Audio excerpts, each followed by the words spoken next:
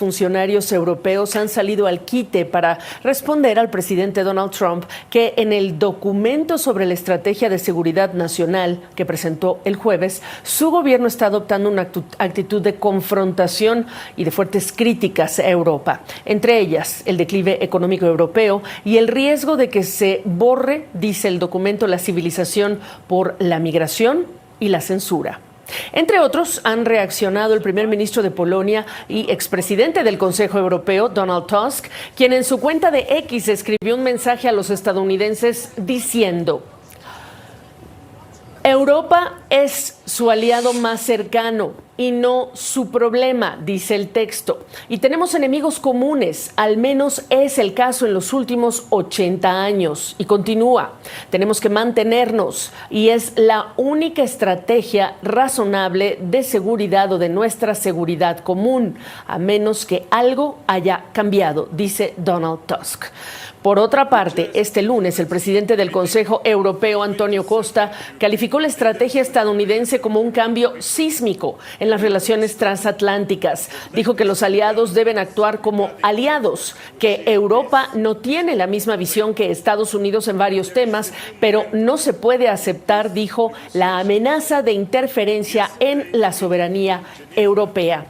Eso es lo que toca a Europa, pero también en ese documento está incluida China, con quien dice hay que rebalancear, reequilibrar la relación. Lo que sí es notorio es que la administración Trump prioriza el hemisferio occidental ahora. Describe en el documento un realineamiento de la presencia militar en la región para combatir la migración, el narcotráfico y lo que describe como el surgimiento de poderes adversarios. Vamos a hablar de ello. Me acompaña desde Miami el analista político y abogado constitucionalista Rafael Peñalver. Qué gusto saludarte, Rafael. Primero, están identificadas, digamos que las amenazas para Estados Unidos, la administración Trump. ¿Pero qué destacas tú del documento?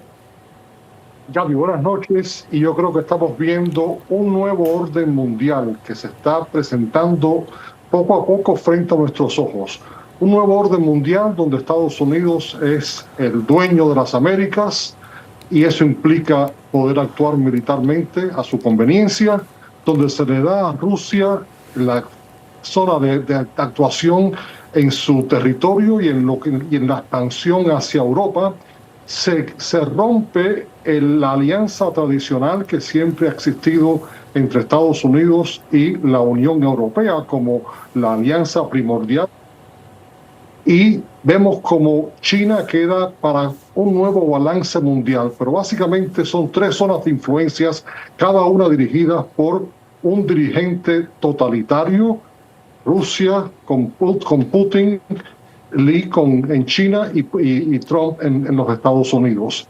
Y las consecuencias de eso, pues estamos viendo hoy los líderes europeos reunidos con el presidente Zelensky, azorados del plan de supuesta llamada paz que propone Estados Unidos, que incorpora la mayoría de los puntos que quiere Putin.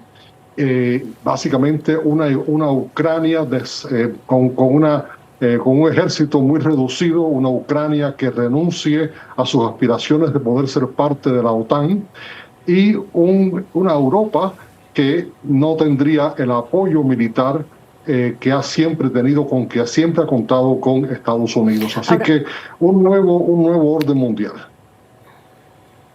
Ahora, habla de la doctrina Monroe en relación con, digamos que el presidente James Monroe de 1823, cuando hablaba de América para los americanos, en otras palabras, la hegemonía de Estados Unidos en Latinoamérica. Pero parece que Trump va mucho más allá. Va mucho más allá, está hablando de poder interferir, como lo está haciendo con las elecciones en los distintos países, poniendo la flota norteamericana en el Caribe, lista para actuar a su conveniencia, pero actuar ni siquiera bajo las leyes de guerra que son reconocidas internacionalmente, sino una flota dispuesta a actuar sin los límites que normalmente acompañan este tipo de acción militar para los fines políticos que más le convenga a Estados Unidos. Y eso con una Rusia aceptando esto, callada, aceptando de que Estados Unidos diga que va a anexar a Groenlandia, que va a ser de Canadá el Estado 51, que esté hablando continuamente de los países latinoamericanos en una forma como que Estados Unidos tiene un poder total, y una Europa, pues una Europa que defiéndase como pueda. Ahora, solo para recordar, cuando hablábamos de la doctrina Monroe, y si quieres agregar a lo que yo vaya a decir, en ese momento se decía, Estados Unidos se opondría a la colonización y a la intervención europea en el hemisferio. A cambio, Estados Unidos se mantendría fuera de los asuntos europeos, rechazando, en pocas palabras, la influencia externa. Pero hay una amenaza muy identificada dentro del documento en el caso del hemisferio occidental, y es China. Y para muchos países, China es el mayor socio comercial, sobre todo en el Cono Sur, uno de los mayores inversionistas, y no Estados Unidos. ¿Qué implicaciones estás viendo en el futuro? Estados Unidos teme la influencia china en el continente, es obvio, y está dispuesta a actuar para su conveniencia. ¿Quiere esto decir que si es necesario llegar a algún tipo de entendimiento con Rusia, para que Rusia tenga más influencia en Europa a cambio de que Estados Unidos tenga más influencia en las Américas, así sea, y tratar de reducir en alguna forma la influencia de China, que cada vez es mayor, a través de créditos, a través de financiar proyectos de infraestructura en distintos países latinoamericanos, e inclusive en Estados Unidos, donde China tiene gran parte, ha comprado gran parte de la deuda norteamericana. Así que la influencia china, tratar de disminuirla por todos los medios, a cambio de que Estados Unidos llegue a un pacto comercial, abandonando su postura siempre del defensor de las libertades, el defensor de la democracia, y llegando a un acuerdo más pragmático quizás con Rusia